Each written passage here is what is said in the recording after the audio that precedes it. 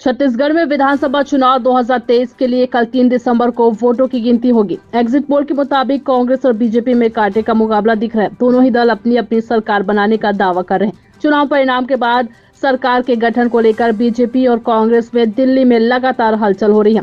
चुनाव में पार्टी के प्रदर्शन पर प्रदेश बीजेपी और पोलिंग बूथ से मिले फीडबैक के बाद शुक्रवार देर रात का नई दिल्ली में केंद्रीय गृह मंत्री अमित शाह की मौजूदगी में बीजेपी के प्रदेश प्रभारी ओम माथुर, सह प्रभारी केंद्रीय मंत्री मनसुख मंडाविया और अन्य राष्ट्रीय नेता व प्रदेश के नेता की उपस्थिति में छत्तीसगढ़ को लेकर देर रात तक मंथन हुआ। बैठक में चुनाव नतीजों के बाद सरकार के गठन और विधायकों को एकजुट रखने पर चर्चा हुई। बैठक के बाद बीजेपी के प्रदेश सह प्रभारी नितिन नवीन शनिवार देर शाम को रायपुर पहुंच रहे हैं। वहीं प्रदेश प्रभारी ओम माथुर, सह प्रभारी केंद्रीय मंत्री मनसुख मंडाविया और अन्य राष्ट्रीय नेता नतीजे वाले दिन 3 दिसंबर के सुबह रायपुर पहुंचेंगे। बता दें कि इस छत्तीसगढ़ विधानसभा चुनाव की कमान खुद केंद्रीय गृह मंत्री अमित शाह संभाल रहे हैं।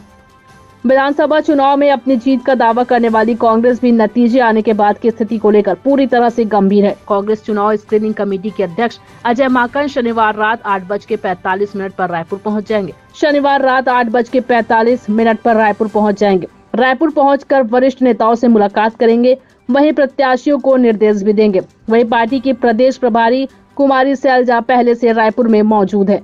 नई सरकार के गठन को लेकर प्रदेश प्रभारी कुमारी सैलजा ने कहा कि हमें पूरा विश्वास है कि छत्तीसगढ़ में फिर कांग्रेस की सरकार बनेगी। हमारे कामों के आधार पर जनता ने हमें वोट दिया है। हम पूर्ण बहुमत से कांग्रेस की सरकार बनने जा रही है। हमें अपने विधायकों को कहीं ले जाने की जरूरत नहीं है।